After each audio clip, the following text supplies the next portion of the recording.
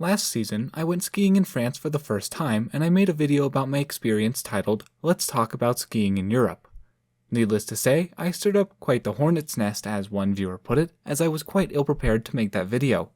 With over 100 comments to sift through and an additional year of research, I finally made what you want, the remake of the original Europe versus North America comparison. Because I've only skied in France, this time around, we're only going to compare the French Alps to the US Rockies.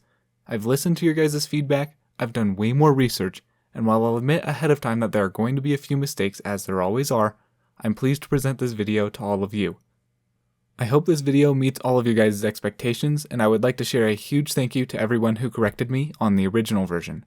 So without further ado, let's talk about skiing in the French Alps.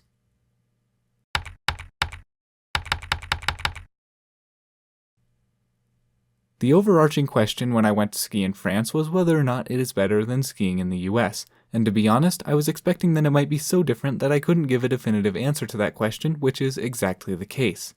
Rather than the 8 categories we went through in the original video, I have now determined a permanent ranking matrix that I will be using on every comparison video from now on, which we'll be using today.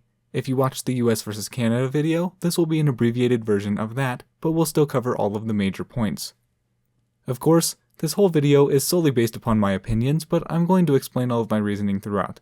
I'm not trying to persuade you one way or the other, I'm just comparing each so you can be informed about what region does each best. We'll start by purely discussing the skiing, as in what you'll see during your day. Talking about the vacation as a whole will come later on. The first category we'll talk about will be snow, specifically looking at both quality and quantity. The US gets high accumulations of dry, fluffy snow in the western half of the country. In France, most ski resorts get a decent amount of snow, but the snow that they get is also the wetter, heavier snow. As a whole, the US resorts get more snow than the Alps resorts on average, although not so far this year. But the US West is just so good for snow that I'm giving the point to the US in the snow category. The second category is lower level terrain. In the US, this is greens, blues, and single blacks. In France, this is greens, blues, and reds. This point absolutely has to go to France. Yes, the US has nice groomers, but the long, wide groomers out in open air in France are absolutely magical. I want to go back to Courchevel literally just so I can ski one run, the Combe de la Solière. No run in the US can compare to that run, and that's just one of many fantastic groomers in France. The third category is higher level terrain. In the US, this is double blacks and extreme terrain. In France, this is blacks. Note that for this category, I'm specifically talking about inbounds runs. Because I'm only counting inbounds, the point goes to the US. I'm not in any way denying that France has great extreme terrain. However, most of France's great extreme terrain is well outside of ski resort boundaries and as such does not count in this comparison of ski resorts. Compare the extreme terrain offerings of Maribel, which is pretty much limited to a pair of couloirs called Ibex and Couloir Tournier, with that of a standard US ski resort, say Breckenridge. Breck has an entire ridgeline of just extreme terrain. Additionally, mogul runs and tree runs are much more prevalent in the US. Once again, I'm not denying that France has any, I'm just saying that there are many more of them in the US. The fourth category is off-piste. This point goes to France. France, and really anywhere in Europe, off-piste is absolutely heavenly if you hit it at the right time. Standing at the top of the Alps just skiing down any line you want is an experience you can't get at most places in the US, at least inbounds. In the US, a vast majority of inbounds off-piste is tree skiing, which can be great in its own right, but I've got to go with the vast open fields of France. The fifth category is terrain parks, which I'm giving to the US because it just doesn't seem near as prevalent in France as it is over here. The sixth category is flow and navigability. In France, what I noticed, at least in the resorts I visited, was that a lot of their signs say a landmark and then have an arrow for the direction rather than the names of the runs. This can be really helpful if you just want to ski from place to place, but if you made a plan like, oh, I'm going to take Bouvray to Côte Brune, it can be difficult to find because the sign will probably say Mont Vallon or Val Thorens with Bouvray in tiny font underneath that you have to be right next to the sign to read. One thing I will say that goes in France's favor is that it was much easier to obtain a paper map in France than it is at most major US resorts. As far as flow goes, a vast majority of US resorts have annoying catwalks that are super flat. While French resorts have many roads as well, they tend not to be as flat. In France, however, the base areas typically have dozens of runs all flowing into one major one, and then 5 or 6 lifts heading off of that major run, meaning there are people coming from everywhere trying to get everywhere, making it insanely chaotic, which doesn't seem to be as big of a problem in the US. Yes, the US does have this problem, but just not as big and bad as the European funnels can be. This category I'm giving a tie because which is better really depends on where and what you're skiing. The 7th category is terrain variety. In France, for the most part, you'll be skiing groomers. Sure, you can go off-piste when the snow is good, and there are certain couloirs, chutes, cornices, mogul fields, and glades, but there aren't nearly as many of all those things, at least inbounds, named, marked, and patrolled as there are in the US. As such, the US gets this point. So now let's switch gears just a little bit and discuss more of the overarching experience, which is definitely going to be more lopsided than what we've been talking about. The big mistake I made in the last video was not talking about the experience and only focusing on the skiing itself. I'll go ahead and tell you in advance that this area is what gives France the overall advantage. There, it's been spoiled. But I have a hunch that all of you knew who was going to win already. The 8th category is resort size and vertical.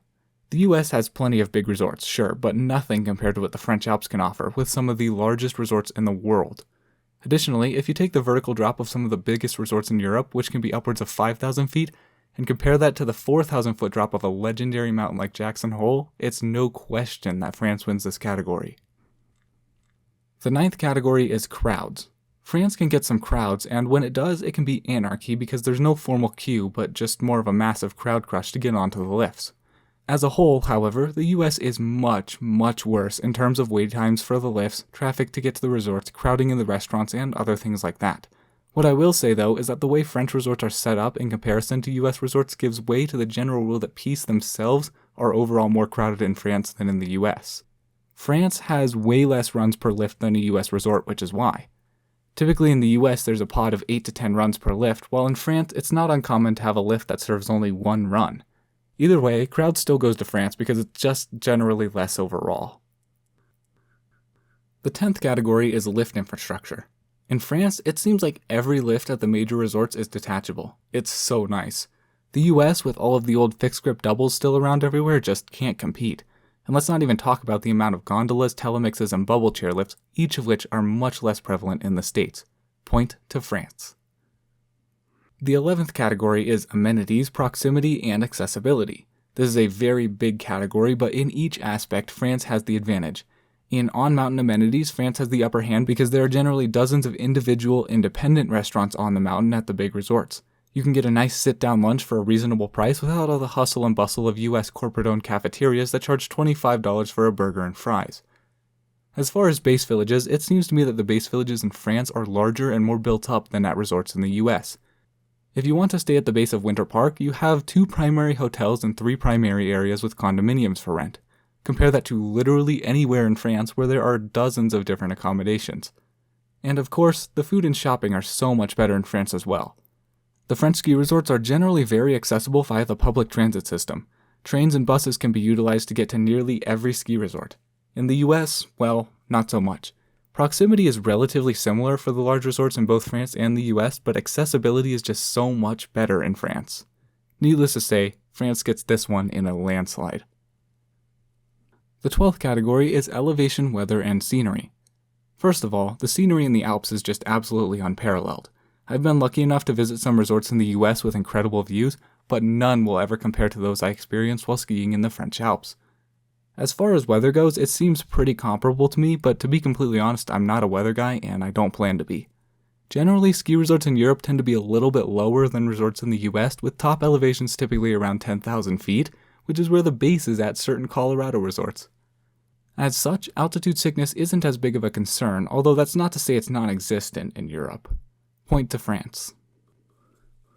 The 13th category is overall cost, in which France wins handily. Ticket prices keep going up and up and up in the US. For a day of skiing at Vail, you could be paying nearly $300. Compare that to a day ticket for Paradise Ski, the world's 20th largest ski area, at only around $80 USD per day. I personally found lodging costs to be comparable, but many of you have said that in your experience, European lodging is much cheaper as well as being more convenient and closer to the slopes. Depending on where you're coming from, travel cost will be very different, so we'll refrain from discussing that. We've already briefly touched on it too, but on-mountain dining is generally cheaper. Rentals and lessons are cheaper. Like I said, it's cheaper in Europe. Point to France. The 14th and final category is après-ski and mountain vibes. Après-ski in the US cannot even compare to the après scene in France, and the vibes in France are just so much better.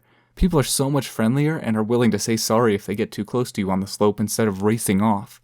They respect space, and everyone puts down the bar because nobody feels like dying over something as simple as a piece of metal in front of you.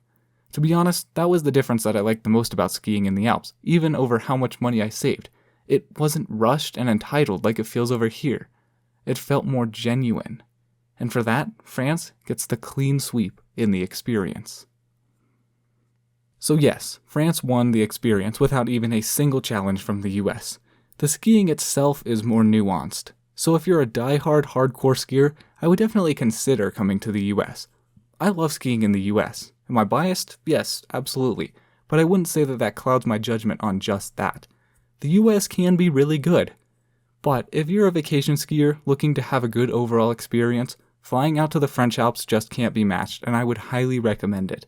I'll be going back, that's for sure, and I would highly, highly recommend checking out both the United States and France, but especially the latter. I hope that this guide was helpful, and for those of you who have been waiting on this for months and months and months, I hope this lived up to your expectations. As always, please leave any questions down below. Thank you all so much for watching. All my love, I'm out.